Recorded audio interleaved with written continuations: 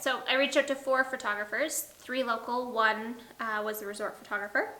And I found everybody was very different in what they had to offer and the way they offered it. So some was one price for everything. It was like, this is what we're going to offer you, and this is how much it costs. Another one offered like, this is how much the photography part costs, and then either we paid for their trip or they paid for their trip themselves, but then prices changed depending on that. So that made it a little bit harder too, because then you weren't really sure what you were necessarily paying for. I know something really important for us was to have 2 photographers. So we wanted to have 2 shooters to make sure that we could capture me coming down the aisle and his reaction to me coming down the aisle. That was like the most important part, and we didn't want to do a pre-show or whatever they do. Pre-show. Previewing, look. What is it? First look? First looks. we got it. But, so that was important. And as well, being able to capture me getting ready as well as her getting ready was a nice touch as well. That was the big thing, is like looking at trying to make sure when you looked, some people offered just wedding day for a certain price, or it was wedding day and there was engagement photos before, as well as the trash the dress after. I know with the resort, everything was very individual. So it was like, if you wanted, it was like, I think you got to choose between 3 hour, 8 hour, or full day. So you had to decide that, how much time, and you couldn't, it was consecutive time. So you couldn't split up that 8 hours. If you wanted 2 hours at the reception or at the ceremony, and then the rest for the reception, you couldn't split that up. So if you had any break in your day, you either had to utilize them or you were just wasting time. That was a deal breaker for us, for sure. It felt really hard to try to decide where in that then to use your time wisely. And then everything was super individual. So you had to, if I wanted to do a trash the dress, that was a whole new package. Potentially different people, because it was a crew. You weren't guaranteed the same photographer.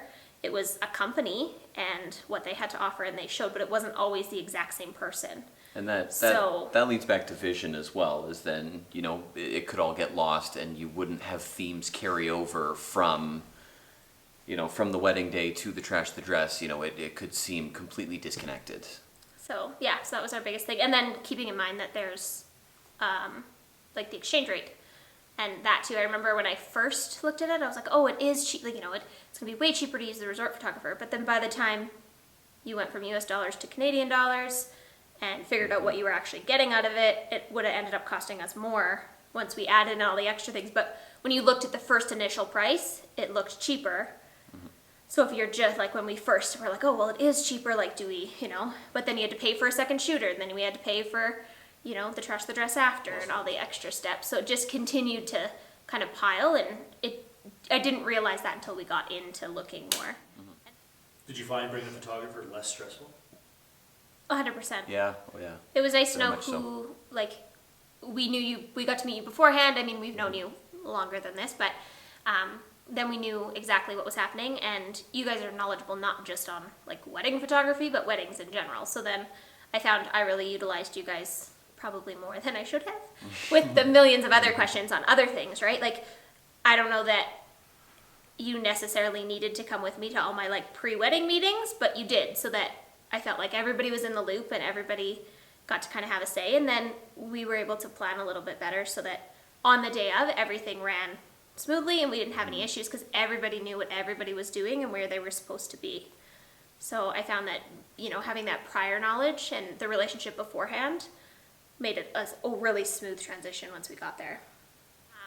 To take somebody with you, everybody was just so different on that process of coming with you, what that meant. Some people, wanted to bring, I know one person I talked to had wanted to bring their family with them.